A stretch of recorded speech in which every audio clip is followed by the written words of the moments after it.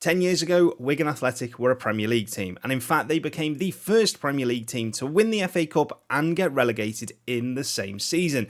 Not something you want to be remembered for. However, since then, financial mismanagement and a complete lack of communication off the pitch have seen Wigan plummet down the leagues, as they now have a -8 point deficit at the start of the season and sit in League One. We're setting ourselves a challenge in 3 seasons to take them back to the Championship club, pushing for promotion to the Premier League to see if they can get back to the promised land. Let's see how we get on, and can we really take this small town club back to the big time? Welcome back to my latest rebuild, and in this one we're taking on a real challenge. We are going to try and rebuild Wigan over 3 seasons. Now, Wigan not long ago were a Premier League team, but have since seen them fall down the divisions due to financial mismanagement. And that hasn't stopped when they hit League One. In fact, they currently sit bottom of League One on -8 points, which in itself is pretty bad. Reading -4 as well, so there's a potential future real rebuild there with Reading. The other thing is, financially, players want to leave the club because there is no money for new contracts. So, let's have a look who's left and who's come in so far. It's been a busy off-season for Wigan, and one of the players they brought in was Liam Morrison on loan from Bayern Munich. But in terms of the players that I signed personally, I brought James Jones in from Wrexham for £45,000. Bobby Clark on loan from Liverpool. We brought in Aaron Hayden as well from Wrexham for £50,000. And we signed Rolando Aarons on a free transfer. He is one of the better free transfers available for this level of football. Now, in total, we spent £91,000 this off-season, and we recouped £375,000 with Anthony Scully, Tom Naylor, Graham Shinney, Will Keane and Curtis Till all leaving the club. They weren't sold by me, they were already pre-arranged before I took over. Now, in terms of our schedule, it's not been kind. We start with an away match at Derby, then Middlesbrough in the League Cup, and honestly, I couldn't care if we get knocked out in the first round. This is a season for surviving. Now, the board want a mid-table finish, and that is achievable with us having a -8 start. It's definitely going to be tricky, and these players are going to have to perform. However, it's something we can really do. We don't want to see us drop down into League Two, and honestly, I think if we are down there, we won't be in a job past the first season anyway. So it's really going to have to pick up, and it's going to have to improve pretty quickly. But we are certainly in a place where we can do this, and we're going to try our very best. So let's get on with the first season, and we'll show you exactly how we got on. All right, so the first season is now completed, and I genuinely did not expect this level of success. Not only did we finish on -8 points, start with -8 points, we finished with 94, which means we would have got 102. We won the league by 10 points, Blackpool coming in second, and we only lost twice all season with a goal difference of 47. That is a massive overachievement considering we're only targeted for top half by the board. We scored 90 goals, conceded 43. Honestly, superb. Charlie Wyke was our top scorer in the league this season. We reached the semi-finals of the Bristol Steel Motors Trophy, as it's now called, formerly the Papa John's, hence the logo. We were knocked down the first round of the FA Cup and knocked down the first round of the Carabao, but I don't care. Do not care. We got promoted. That is all that matters. That is going to be big. Let's have a look at who else. So Reading also reached the playoffs despite their points deduction and getting relegated. Northampton, Carlisle, Stevenage and Shrewsbury. If we look at the Championship, we'll be replacing Rotherham and QPR, and either Coventry or Hull. Surprising to see Coventry so low down with the squad they've got. Luckily, it looks like we'll avoid games against Leicester and West Brom, and probably Leicester, but that'll be a very, very exciting second season. A couple of players have already left. Obviously, they've signed pre-contracts with the clubs. James Jones is leaving on a free to Partick Thistle. He's Scottish, and he's going back to where he kind of learned the game, I suppose. You got Jordan Jones and Josh McGuinness both going to Queen's Park as well on free transfers. So we'll probably have to raid the free market again due to financial issues. We're still in a little bit of a hole, £2.7 million in the red, and we, our expenditure is around about 400,000 over what we bring in every month, but we've still got prize money and sponsorships to be added to that pot. So we're going to see what happens over the summer. We're going to bring some players in, and then we will get our season in the Championship underway, and hopefully we'll look to avoid relegation and maybe even push on a little bit further. Definitely, though, that is a sensational first season. Okay, so let's start season 2 of our Wigan rebuild. Now we are 150 to 1 on to win the league. Massive odds, and we're predicted to finish dead last. So they don't hold much hope for us. They expect us to be a League One club again next season. I disagree entirely, but we're going to find out. Now, in terms of our transfers in and out, we've actually only spent 250,000 while recouping a massive £10 million. We signed Andre Dazelle on a free transfer from QPR. We brought in Luke Berry on a free transfer from Luton. Charlie Hughes left, has gone to Brentford for 10.75 million, but they've loaned him back to us for the season, which is always good, especially with somebody that highly rated. And our big signing of the season, or of the summer, sorry, was Liam Morrison. Now, he was on loan with us last year from Bayern Munich, and we've paid £250,000 for him to come back permanently for this year. Age 21, Scottish centre-back, absolute brilliant prospect, and he'll be important for us, I think, going forward. So let's have a look at what the board want us to do. Now, they want us to attempt to avoid relegation, which means that if we don't, I won't necessarily be sacked, having just been given a new contract. However, I don't want to be playing League One football next year, and I want this rebuild to continue and continue. And hopefully by the end, we're pushing for promotion to the Premier League. Be competitive in the FA Cup and the EFL Cup. Again, they can just go by the wayside. We won't win them, so I'd rather focus on the league. We're already working within a wage budget. The board were really good. They actually gave us a massive £10 million transfer kitty when I signed my new contract, which means our wage budget, we've got £20,000 in the bank to use if we need to.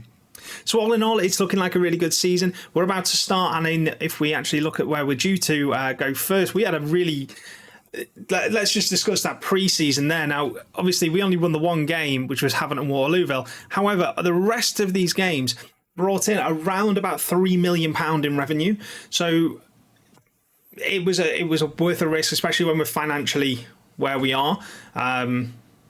It could backfire, though. It could backfire, but we'll see. Anyway, looking at the league, we start with Stoke, then we are away at Newport, and then we've got Watford, Millwall, Sunderland, Hull and Sheffield United. Rounded us out to September. It's a busy August with, 7 games in a month? That is ridiculous. So hopefully we come through it fairly unscathed, not a massive amount of injuries, quite a fit squad, and we can take it from there. Anyway, let's kind of get on with this and see what happens when we, go up against the big boys in the Championship. Let's get on with season 2. All right, so we have finished season 2, our first season in the Championship, and boy, did we come close to getting into those playoffs. 2 points behind Stoke. So close. Honestly, so close. 22 wins, 12 draws, 12 defeats. Goal difference of 34, which is impressive. And Jamal Lowe got 25 goals as well. Stephen Humphreys weighing in with 12 assists. We got to the 4th round of the FA Cup, knocked out by Liverpool, and we were knocked out in the 2nd round of the Carabao Cup. Honestly, that is far better than I could have ever hoped for. If we actually dive into our schedule, let's have a look, because we're 2 points at the end.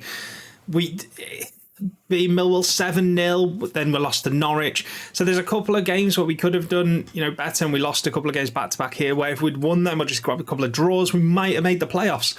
But you know what? I will take it. I will take where we are. That is a good first season in the Championship.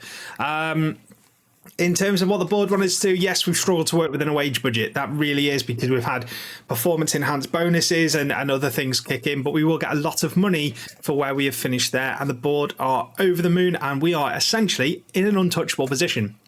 So we've got 1 season left in this rebuild to see if we can get Wigan Athletic back into the Premier League, or at the very least, keep them at the top end of the Championship. I want to be getting them to the Premier League, though. What a way to finish this rebuild it would be. Anyway, I'm going to get on with this summer, and I will show you who we brought in and who left. Okay, so we're about to start our 3rd and final season of the Wigan rebuild. Now, let's have a look at what the season preview reads, and then we'll be able to dive into the transfer business that has happened. There hasn't been much, but we'll show you what has happened. So we are predicted 33 to 1 to win the league, predicted to finish 20th. Better than last year, but surprisingly still quite low, considering we missed out on the playoffs to the Premier League by 2 points last season. Quite disappointed with that. And in terms of transfers in and out, there hasn't really been all that much to sing about, really. We've made £93,000 because we sold Luke Berry to Wrexham for £48,500. The rest of it are pretty nominal fees. But we did bring in Faustino Ondrin from Manchester City on a free transfer. Really good player who's going to only add more quality to the centre of the midfield. And that's it. We didn't have any other business. We didn't have any money to bring anybody else in. And the board want us to get a mid-table EFL finish. So hopefully we can get to the promised land of the Premier League. It would cap what has been a brilliant rebuild off so far if we can get there. But we're going to have to try our very best. So let's get on with this season. Let's see how we do. And then we'll come back and see exactly what we achieved in our 3 years at Wigan. Okay, so the final season of our Wigan rebuild is completed. Let's have a look how we got on. Now, we finished 11th in the Championship. We were some distance away from the playoffs this year. I mean, West Brom was 6th with 81 points. We got 65.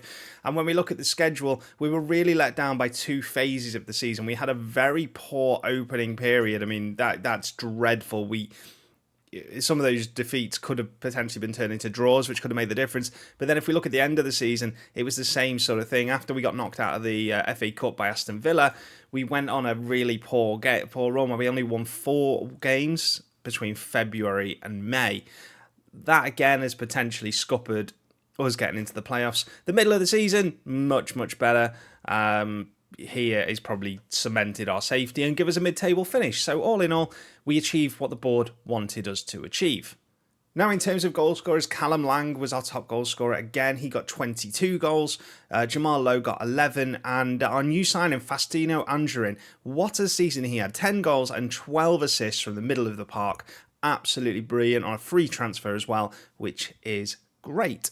So let's have a look at the overall competition progress. So we finished obviously mid-table in the league, knocked out in the 5th round of the Cup by Villa, the FA Cup, and we were knocked round of the 3rd round of the Carabao Cup by Blackburn. So all in all, that is a pretty good return. We've achieved everything the board wanted us to do, which in itself is really, really good.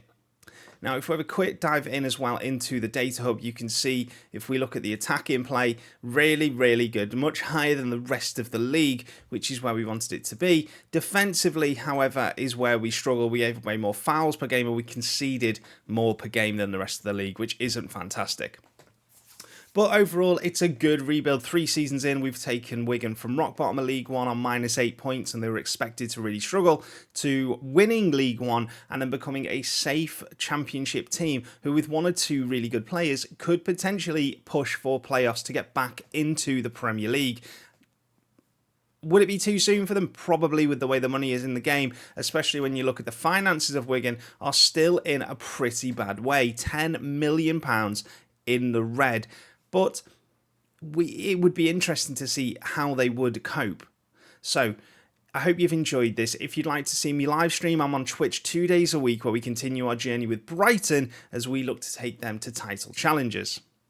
I'll see you all soon. Remember, drop a subscribe, hit that like button, and let us know in the comments who you'd like to see us rebuild in the future.